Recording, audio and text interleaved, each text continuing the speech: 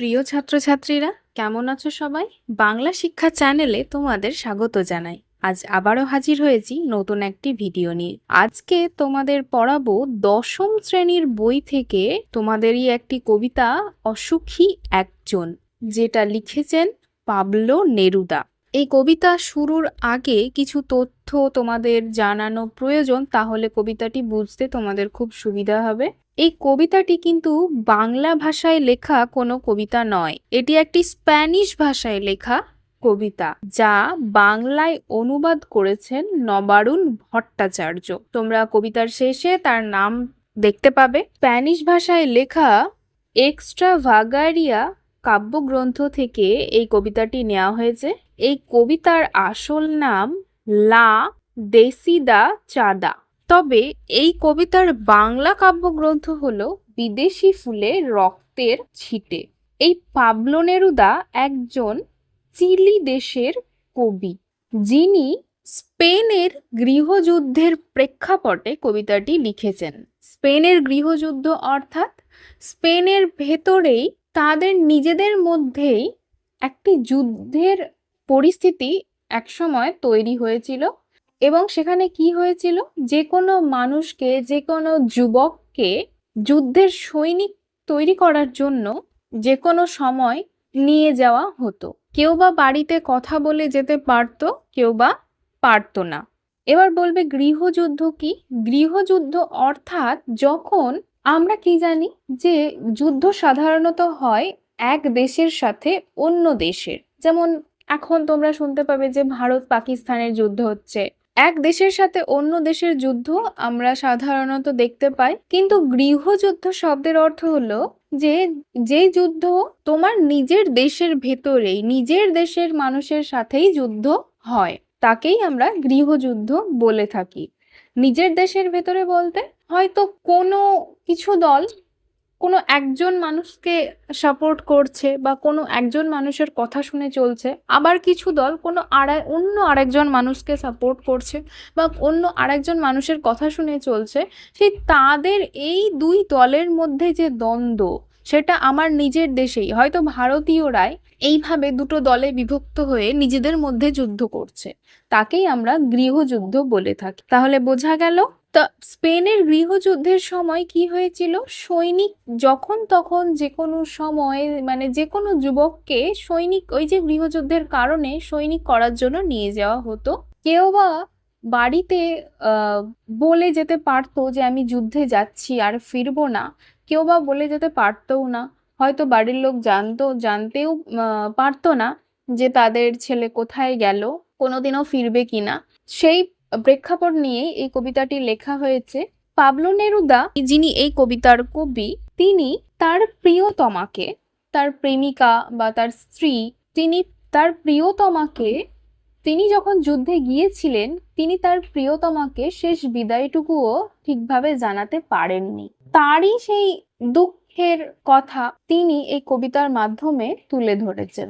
অসুখী একজন কবিতার নামের অর্থ হলো অসুখী, যার জীবনে কোনো সুখ নেই, সেই রকম একজন মানুষের কথা তিনি বলেছেন। তাহলে চলো মূল আলোচনায় আসি।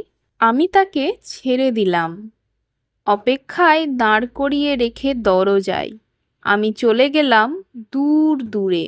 আমি কাকে ছেড়ে দিলাম? আমার প্রিয়তমাকে। কোথায় দাঁড় করিয়ে রাখলাম? দরজায়। অপেক্ষায় দরজায় দাঁড় করিয়ে রেখে আমি অনেক দূরে, দূর দূরে অর্থাৎ অনেক দূরে চলে গেলাম। মানে কবি তার প্রেমিকাকে দরজায় দাঁড় করিয়ে রেখে, অপেক্ষারত প্রেমিকাকে রেখে দিয়ে অনেক দূরে চলে গেলেন। সে জানতো না আমি আর কখনো ফিরে আসব না। সে জানতো না যে কবি যে আর কখনো ফিরবেন না, তিনি সেটা তার প্রেমিকা জানতেন না। একটা কুকুর চলে গেল, হেঁটে গেল এক গির্জার এক নান। একটা সপ্তাহ আর একটা বছর কেটে গেল। সৈনিক হয়ে যাওয়ার পরে, চলে যাওয়ার পরে, সৈনিক হওয়ার জন্য তিনি যখন ছেড়ে চলে গেলেন, তারপরে অনেকটা সময় যেন কেটে গেল। একটা কুকুর চলে গেল অর্থাৎ তিনি যে রাস্তা দিয়ে যাচ্ছিলেন, সেই রাস্তা দিয়ে একটা কুকুর চলে গেল, হেঁটে গেল একটা গির্জার নান।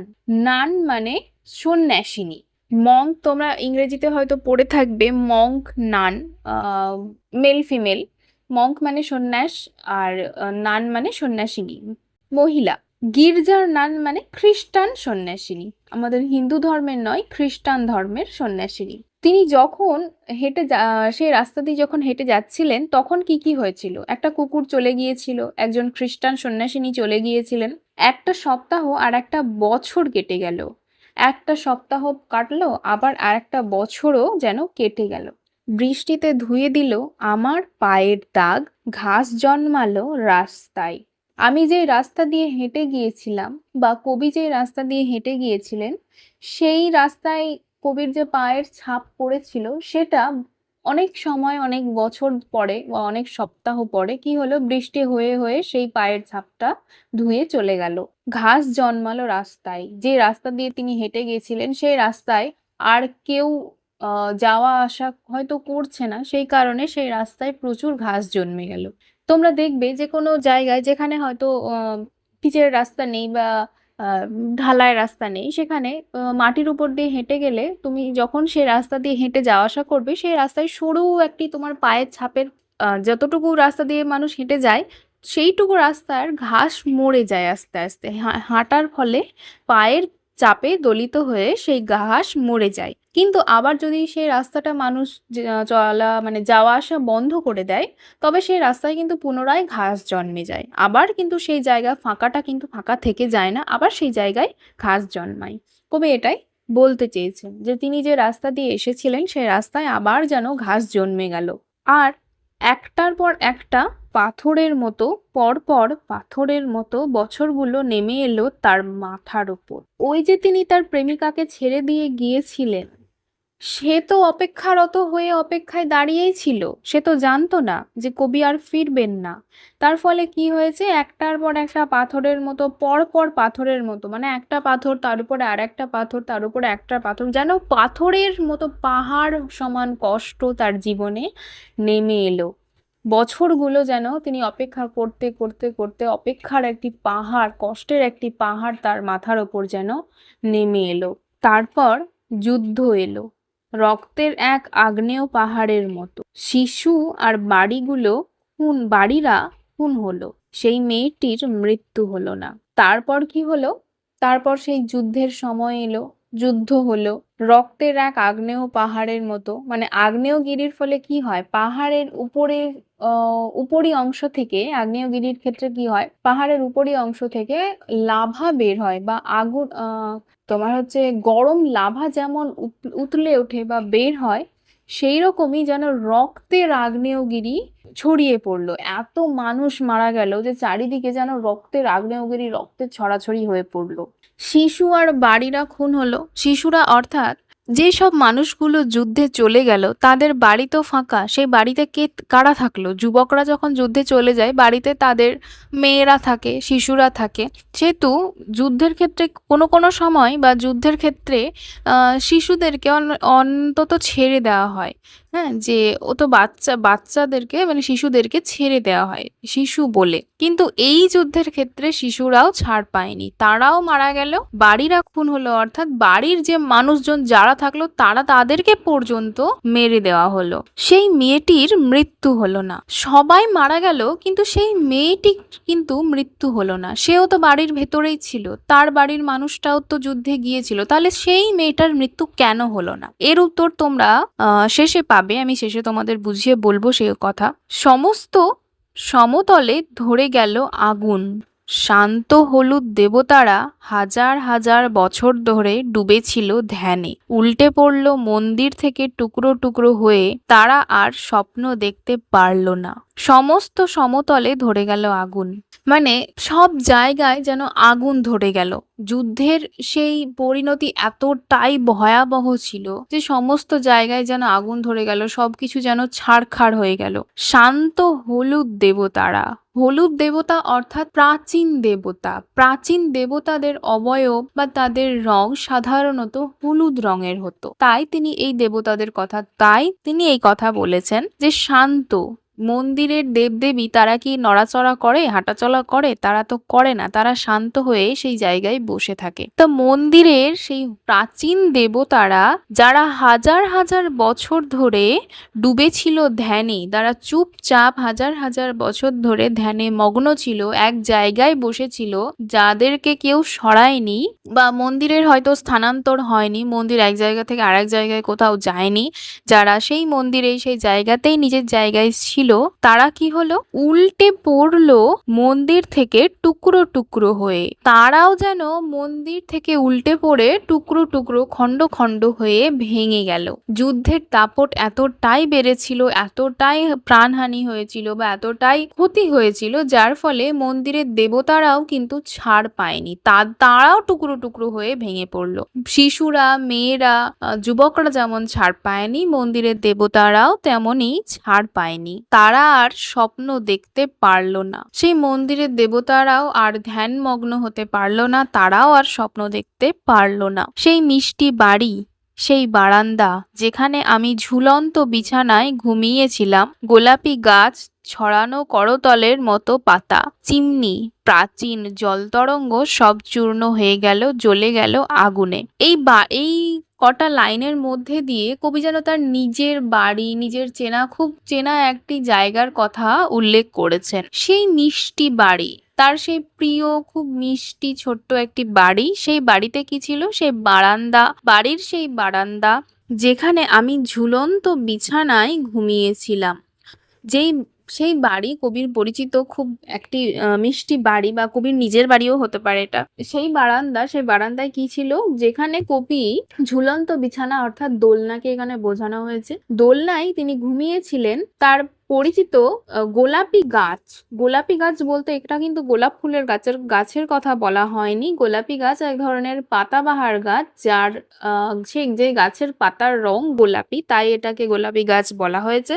ছড়ানো করতলের মতো পাতা, ছড়ানো করতল অর্থাৎ আমাদের হাত যদি আমরা মুঠিবদ্ধ করে রাখি, তবে মুঠিবদ্ধ হাত নয়, ছড়ানো হাতটা খুলে রাখলে আমাদের হাত যে দেখতে যেরকম লাগে, সেই গোলাপি গাছের পাতাটাও যেন ঠিক সেই রকমই দেখতে ছিল। চিমনি, প্রাচীন জল তরঙ্গ।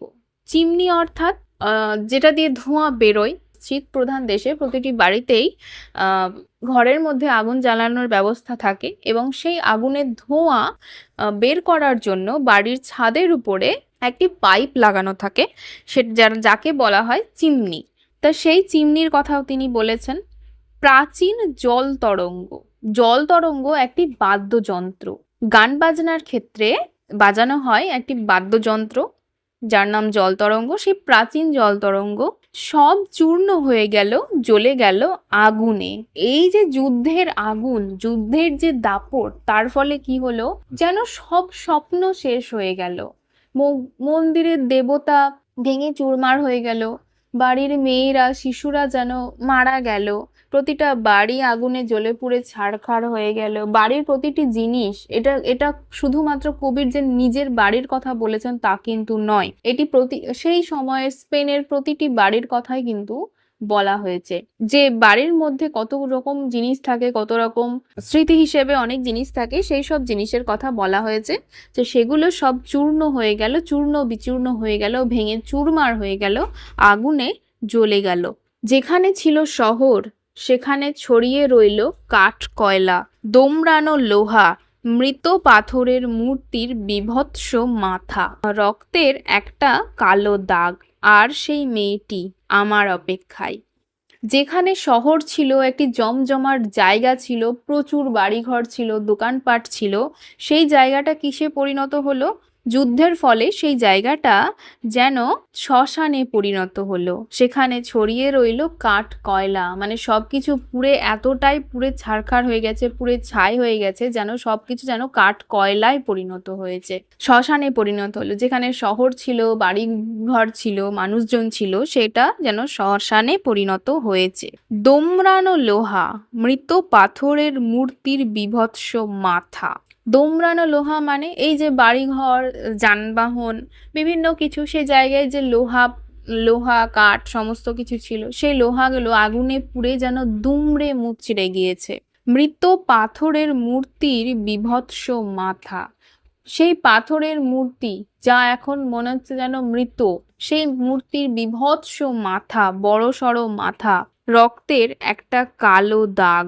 মানে যুদ্ধের ফলে এত রক্তপাত হয়েছে যে সেই রক্ত যেন কালো দাগে পরিণত হয়েছে, একটি দাগে পরিণত হয়েছে। সেই সমস্ত এখন দেখা যাচ্ছে। আর সেই মেয়েটি আমার অপেক্ষায়। এখনো পর্যন্ত এত কিছু হয়ে গেল, প্রতিটা শহর ভেঙে তছনছ হয়ে গেল, কিন্তু সেই মেয়েটি যেন আজ পর্যন্ত, এখনো পর্যন্ত আমার অপেক্ষায় বসে রয়েছে। আমি বাড়ি ফিরবো সে আশায় সে পথ চেয়ে রয়েছে। এবার বলে রাখি যে এত কিছু হয়ে গেল, সবাই মারা গেল, অথচ সেই মেয়েটি কেন মারা গেল না?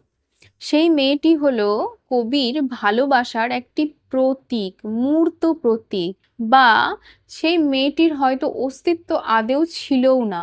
সেই মেয়েটি কবির কল্পনা প্রসূত একটি প্রতীক, যা কবি নিজের মনে মনে কল্পনায় ঠিক করে রেখেছেন বা তাকে এঁকে রেখেছেন যে এই রকম একজন আমার প্রিয়তমা, এই রকম একজন আমার প্রেমিকা আমার অপেক্ষায় বসে রয়েছে। সেই মেয়েটি আদেও হয়তো নেই, এটি যেন কবির মনে মনে আঁকা ভালোবাসার একটি মূর্ত প্রতীক। তাই সমস্ত কিছু শেষ হয়ে গেলেও সেই মেয়েটি কিন্তু মরেনি। সেই মেয়েটি কবির কল্পনায় যেন বেঁচেই ছিল। বোঝা গেল? আজকের ভিডিওটি তোমাদের কেমন লাগলো তা কমেন্টে অবশ্যই জানিও। যদি ভালো লাগে তাহলে লাইক, শেয়ার এবং সাবস্ক্রাইব করে দিও। ধন্যবাদ।